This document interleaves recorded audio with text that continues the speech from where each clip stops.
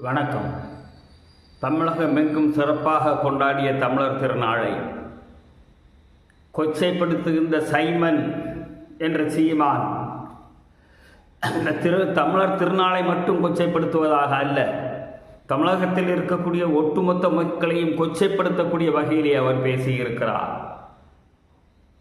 எதற்காக வேண்டி தமிழர் திருநாள் அன்று அனைத்து மக்களும் பொங்கல் விட்டு வழிபட வேண்டும், சூரிய பகவானை வழிபட வேண்டும் என்ற நோக்கத்தோடு தான் ஆரம்ப காலத்தில் அந்த எல்லா குடும்பங்களுக்கும் அரிசி போன்ற தேவைப்படக்கூடிய பொங்கலுக்கு தேவைப்படக்கூடிய பொருள்களை எல்லாம் கொடுத்து உதவினார்கள். இதையும் கொச்சைப்படுத்துகிறார். அதனுடைய அளவை தவறுதலாக சொல்லி கொச்சைப்படுத்துகிறான். ஒரு கரும்புக்கு ஒரு துண்டு கரும்பு என்று சொல்லுகிறான். ஒரு நல்ல நாளில் தமிழகம் முழுவதுமே சந்தோஷமாக மனநிறைவோடு கொண்டாடி கொண்டிருக்கக்கூடிய ஒரு நிகழ்வை ஆண்டாண்டு காலம் இன்னும் சொல்வதாக இருந்தால் தமிழுக்கு எப்படி வயது அறுதியிட்டு சொல்ல முடியாது, அதுபோன்ற இந்த தமிழர் திருநாளை எப்போது தொடங்கியது என்பதை அறுதியிட்டு சொல்ல முடியாத அளவுக்கு பழமையான தமிழர்களுடைய பண்பாட்டில் தலை சிறந்த ஒன்றாக விளங்கக்கூடிய இந்த உழவர் திருநாள் என்று சொல்லக்கூடிய தமிழர் திருநாளை இவ்வளவு தூரம் கொச்சைப்படுத்துகிறான் என்று சொன்னால் அவன் செய்வான். காரணம், அவனுக்கும் தமிழுக்கும் எந்த விதமான சம்பந்தமும் கிடையாது. அவனுக்கும் தமிழ்நாட்டுக்கும் எந்த விதமான ஒட்டோ உறவோ கிடையாது. கேரளா தேசத்திலிருந்து பிழைப்புக்காக இங்கே வந்தவன் தமிழகத்திலே வந்து தமிழக மக்களை எல்லாம் சுலபமாக ஏமாற்றி விடலாம் என்ற எண்ணத்தோடு தமிழகத்தினுடைய வரலாறும் தெரியாது, தமிழகத்திலே வாழ்ந்தவர்களுடைய வரலாறும் தெரியாது.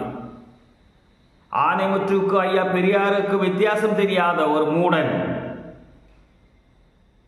தமிழ் தேசியம் என்றால் என்ன என்பதற்கு இதுவரையிலும் விளக்கமே சொல்லாத ஒரு மூடன், எவனோ ஒருத்தன் எழுதி கொடுக்கிறான், அதை அப்படியே வந்து மேடையிலேயே மனப்பாடம் செய்து கொண்டு பேசுகிறான் என்று சொன்னால் தமிழ்நாடு அரசியல் இது எவ்வளவு நாள் பார்த்து கொண்டு இருக்க வேண்டும்?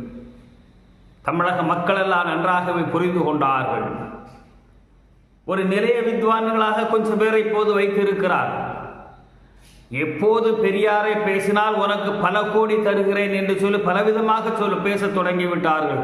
அதனுடைய அளவு, கோடிகளுடைய அளவை கற்பனை பண்ணி பார்க்க முடியாத அளவுக்கு சொல்லுவதையெல்லாம் நம் காதுகளுக்கு வருகிறது.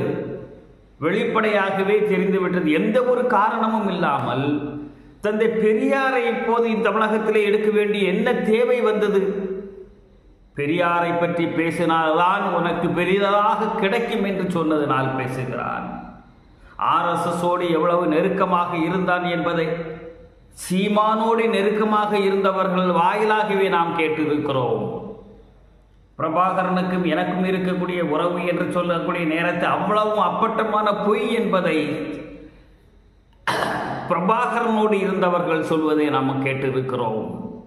பிரபாகரனுக்கு எந்த காலத்திலையும் துணையாக இருந்த மதுரை நெடுமாறன் அவரை பற்றி ஏதாவது ஒரு வார்த்தை இதுவரையிலும் சொல்லி இருக்கிறாரா?